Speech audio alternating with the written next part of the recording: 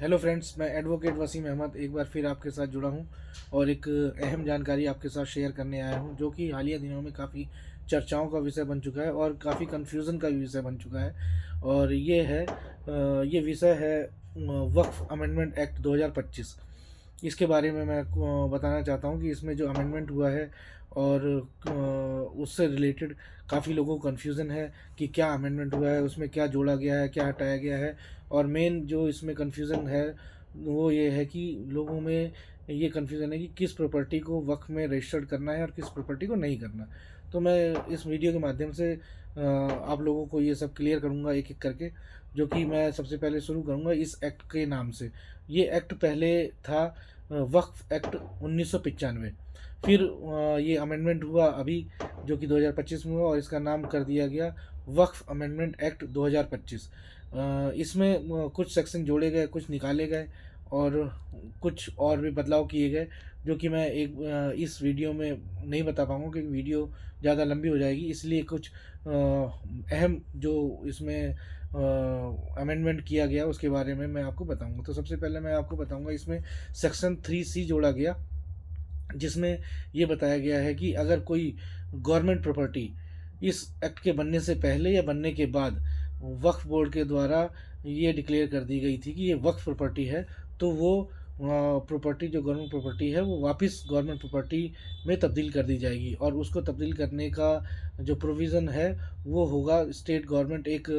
Collector appoint करेगा और या कलेक्टर लेवल का कोई अधिकारी अपॉइंट करेगा, जो कि उस प्रॉपर्टी जो डिस्प्यूटेड प्रॉपर्टी लगती है उस कलेक्टर को या उस अधिकारी को कि ये जो प्रॉपर्टी है और वक्फ में आ रही है, ये वक्फ प्रॉपर्टी नहीं है, ये गवर्नमेंट प्रॉपर्टी है, तो वो उसकी इंक्वायरी करेगा और उस इंक्वायरी की रिपोर्ट वो स्टेट गवर्नमेंट को जमा करेगा। और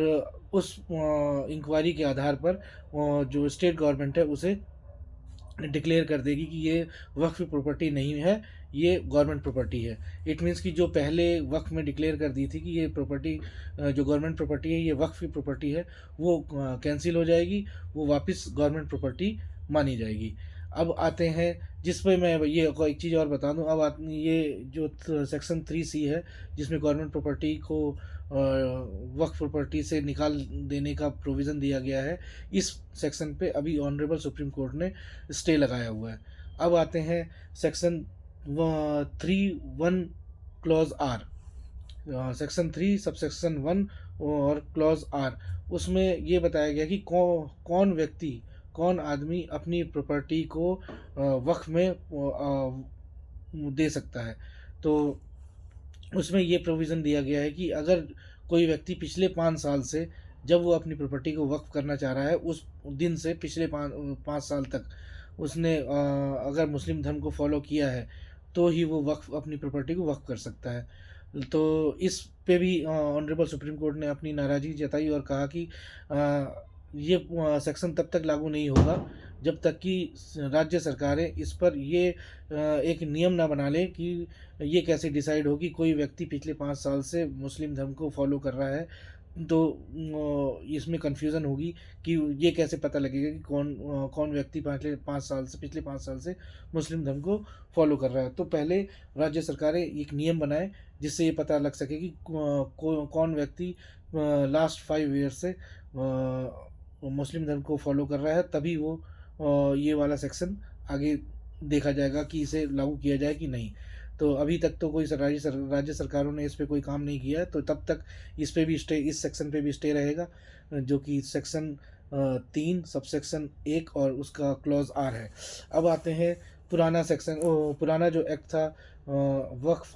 एक्ट 1995, उसका सेक्शन 40 था, जिसमें ये बताया गया था कि अगर कोई प्रॉपर्टी पे वक्फ बोर्ड को शक होता है या कुछ लगता है कि ये प्रॉपर्टी वक्फ की प्रॉपर्टी है, तो उस पे वक्फ बोर्ड इंक्वायरी करेगा, इन्वेस्टिगेशन करेगा और सबूत इकट्ठे करेगा कि ये वक्फ प्रॉपर्टी है कि नहीं। और अगर उसे लगता है सबूत इकट्ठे करने के बाद कि ये वक्फ प्रॉपर्टी है, तो उसे डिक्लेयर कर देगी कि ये जो प्रॉपर्टी है वक्फ प्रॉपर्टी है, उसके जो सबूतों के आधार पर, जो सबूत इकट्ठे किए गए थे उसके आधार पर। तो इस सेक्शन को हटा दिया गया है और इसमें ये था कि अगर वो वक्फ प्रॉपर्टी जो डिक्लेयर हो जाती थी वक़्फ़ के सबूतों के आधार पर, सब वक़्फ़ बोर्ड ने जो सबूत इकट्ठे किए उसके आधार पर, तो जो किसी व्यक्ति को उस पे ऑब्जेक्शन था, तो वो वक़्फ़ का ट्रिब्यूनल था, उसमें जाके अपना ऑब्जेक्शन फ़ाइल कर सकता था कि ये प्रॉपर्टी डिस्प्यूटेड है, ये वक़्फ़ प्रॉपर्टी नहीं है। तो उसके बाद अगर ऑब्जेक्शन फ़ाइल होता था, तो उसके बाद जो ट्रिब्यूनल आदेश देता था, वही फ़ाइनल आदेश माना जाता था। उसका कोई भी आगे अपील वग़ैरह नहीं होती थी। लेकिन अब जो इसको, इस सेक्शन को तो हटा ही दिया गया, सेक्शन 40 को, लेकिन एक चीज़ और जोड़ दी गई दूसरे इसके एक्ट के साथ कि ये जो मैंने आपको सेक्शन 3C बताया, जिसमें कलेक्टर इंक्वायरी करता और गवर्नमेंट प्रॉपर्टी को वो चेक करता कि ये गवर्नमेंट प्रॉपर्टी है कि नहीं है, और वक्फ बोर्ड से निकाल के गवर्नमेंट को देने का जो बात कही गई थी, तो उस पे भी स्टे किया गया है ऑनरेबल सुप्रीम कोर्ट के द्वारा। लेकिन ऑनरेबल सुप्रीम कोर्ट ने बोला कि जो सेक्शन 40 में ट्रिब्यूनल को पावर थी कि ऑब्जेक्शन आने पर ट्रिब्यूनल में केस फाइल होगा और उसका जो ऑर्डर होगा वो फाइनल होगा, तो अब वो फाइनल नहीं माना जाएगा उसका ऑर्डर, उस ऑर्डर के अगेंस्ट हाई कोर्ट में अपील की जा सकेगी। इसका मतलब कि जो पुराना सेक्शन था, सेक्शन 40, उसको भी लगभग बरकरार रखा गया है। बस उसमें ये मान लो ये जोड़ा गया है कि वो उसकी अपील हाई कोर्ट में जाएगी, और जो नया सेक्शन जोड़ा गया है, सेक्शन 3C, जिसमें सिर्फ कलेक्टर को पावर थी कि वो जिसकी रिपोर्ट बना के कोर्ट स्टेट गवर्नमेंट को देगा, तो उसकी रिपोर्ट के आधार पर उसको, उस प्रॉपर्टी को गवर्नमेंट प्रॉपर्टी डिक्लेयर कर दी जाएगी, वक्फ प्रॉपर्टी नहीं मानी जाएगी, उस पे स्टे लगा दिया गया है। तो अब आते हैं हम वक्फ बाय यूज़र क्या चीज़ है। वक्फ बाय यूज़र को लेके भी काफ़ी लोगों को कन्फ्यूज़न है, ये क्या चीज़ है। तो वक्फ बाय यूज़र ऐसी चीज़ है जो जैसे लंबे समय से कोई प्रॉपर्टी मुस्लिम धर्म के लिए यूज़ की जा रही हो, उनके आस्थाओं के लिए यूज़ की जा रही हो, जैसे कि मस्जिद के लिए यूज़ की जा रही हो, या कब्रिस्तान के लिए, या किसी दूसरे पर्पस के लिए, जो धार्मिक पर्पस के लिए, मुस्लिम धर्म के पर्पस के लिए यूज़ की जा रही हो, लेकिन उस प्रॉपर्टी का कोई कागज़ नहीं हो, कोई रिकॉर्ड ना हो, बस वो लंबे समय से यूज़ की जा रही हो, इस बेस पे उसे वक्फ की प्रॉपर्टी माना जाता था। तो अब इस कॉन्सेप्ट को रिमूव कर दिया गया, नए अमेंडमेंट एक्ट में जो अमेंडमेंट आया है उसमें रिमूव कर दिया गया, उसमें वक्फ डीड मैंडेटरी कर दिया गया। मतलब कि अब कोई व्यक्ति अगर अपनी प्रॉपर्टी को वक्फ करना चाहता है, तो वो वाकिफ़, जो वक्फ करने वाला होता है उसे वाकिफ़ बोलते हैं, वो वक्फ के साथ डीड बनाएगा कि मैं अपनी जो पर्टिकुलर प्रॉपर्टी वक्फ करना जा रहा हूँ, तो वहाँ से रजिस्टर्ड होगी, वक्फ डीड बनेगी। ये मैंडेटरी हो गया। अब आते हैं इसमें कि लॉन्ग पीरियड से जिसका कोई यूज़ कर रहा है कोई प्रॉपर्टी, तो वो कितने लॉन्ग पीरियड के लिए, इसमें कोई डेफिनेशन नहीं दी गई है कि कितने साल तक यूज़ करने के बाद उसे वक्फ बाय यूज़र माना जाएगा। उसे बस ये दिया गया है कि लंबे समय से यूज़ करने पर वक्फ बाय यूज़र माना जाएगा, लेकिन उसे अब रिमूव कर दिया गया है। अब आते हैं कि उम्मीद पोर्टल क्या है। उम्मीद पोर्टल ये है कि ये कोई उम्मीद वर्ड नहीं है जो आप समझ रहे हैं, उम्मीद की कोई वर्ड है कि जैसे हमारा उर्दू वर्ड है उम्मीद, ये उम्मीद नहीं है, इसकी एक फुल फॉर्म है, उसको ये शॉर्ट फॉर्म में लिखा गया है, जिसकी फुल फॉर्म है उम्मीद की, UMEED। U stand for unified Waqf management, और E empowerment, second E efficiency and development, D for development, ये है। मैं आपको शुरू से बता दूं, unified Waqf management, empowerment, efficiency and development, ये उम्मीद है। और इस पोर्टल पे हमें रजिस्ट्रेशन करने के लिए बताया गया था, और जो कि सरकार ने इसको खोला था रजिस्ट्रेशन करने के लिए। अब मैं ये बता दूं इसमें किस प्रॉपर्टी का रजिस्ट्रेशन किया जाना है।